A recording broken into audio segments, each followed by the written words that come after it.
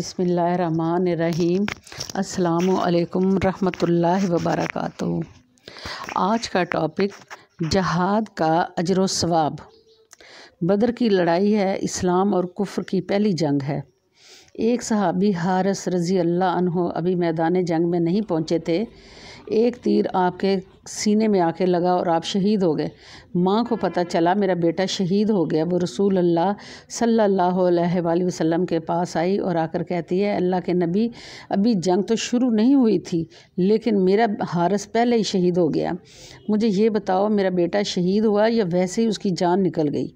अगर शहीद हुआ है तो मैं शुक्राने के नवाफल पढ़ूँ कि मैं एक शहीद की माँ बन गई हूँ। बंदा एक्सीडेंट में भी मर जाता है, हार्ट अटैक से भी मरता है और पेट की बीमारी से भी फौत हो सकता है। अल्लाह जुल जलाल की कसम, जो आदमी अल्लाह के रास्ते में शहीद हो जाता है, अल्लाह के पाक नबी फरमाते हैं उसका खून का कतरा ज़मीन पर बाद में गिरता है, अल्लाह ज़िंदगी के तमाम गुनाह माफ़ कर देते हैं।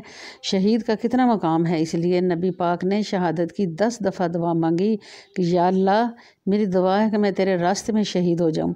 हदीस पाक में आता है कि एक आदमी ने लोहे के कपड़े पहने हुए हैं, तलवार पकड़ी हुई है, अल्लाह के रसूल के पास आता है और कहता है मैं मुसलमान होना चाहता हूँ। आपने कलमा पढ़ाया और वो मुसलमान हो गया।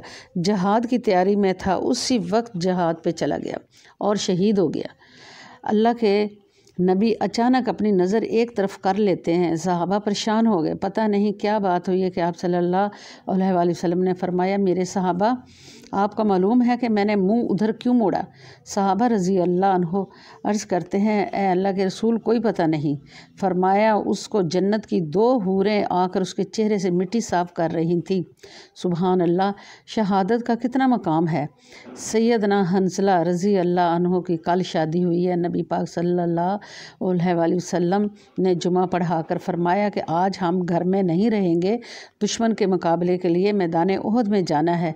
आपने वहाँ से फ़ारग हुए तो आपने अपने हथियार उतार दिए। उसी वक्त आसमान से जिब्राईल आ गए, कहते हैं, अल्लाह के नबी, आपने हथियार उतार दिए, हम तो अभी भी उसी तरह हथियार पहने हुए हैं। वो यहूदी जो खैबर में बंद हैं, जाकर उनका किला कामा कर दें।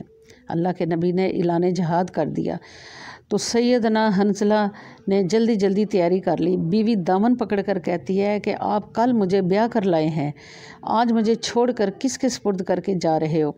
सैयदना हंसला रज़ी अल्लाह अन्हो कहते हैं, अगर बच कर आ गया तो ठीक, शहीद हो गया तो अपने मेके चली जाना। तो मैं तो नबी पाक की आवाज़ पर लब्बैक कह रहा हूँ।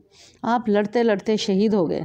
नबी पाक फरमाते हैं कि पता करो कौन कौन शहीद हुआ है। मैदान उहद शुहदा की लाशों से अटका पड़ा है।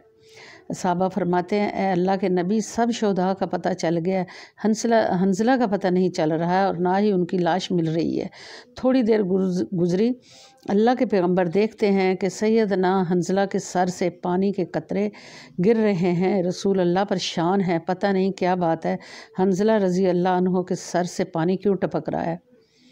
इधर से सैयदना हंसला की बीवी भी पहुंच जाती हैं। उसने पर्दा किया हुआ है, जाकर कहती है, अल्लाह के नबी, आपने शोहदा को कभी गुस्ल नहीं दिया लेकिन मेरे हंसला को गुस्ल ज़रूर देना।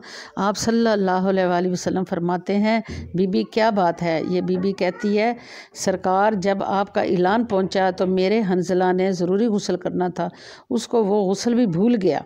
आप फरमाते हैं, बीबी परेशान ना हो, मैं देख रहा हूँ आसमान के फरिश्ते तेरे हंसला को गुस्ल दे रहे हैं। सुबहान अल्लाह। आखिर में दुआ है, अल्लाह पाक सब मुसलमानों में जज्बा जहाद पैदा करे। आमीन सुम आमीन।